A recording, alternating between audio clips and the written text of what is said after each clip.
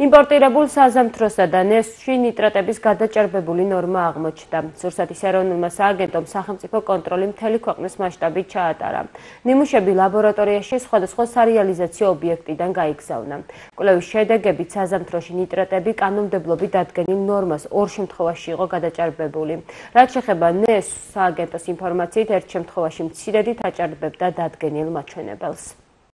სურსათის ეროვნული სააგენტო ყოველწლიურად საქართველოს გარემოს დაცვისა და სოფლის მეურნეობის მინისტრის მიერ დამტკიცებული სურსათის უვნებლობის სახელმწიფო კონტროლის ფარგლებში ახორციელებს სურსათის ნიმუშების სათანადო წესით აღებას, მათ შორის, რა თქმა უნდა, ბაღჩეული კულტურების ნესვი, საზამთრო როგორიც არის, ნიმუშების აღებას და ლაბორატორიულ ტესტირებას, განსაკუთრებით ნიტრატების შემცველობაზე.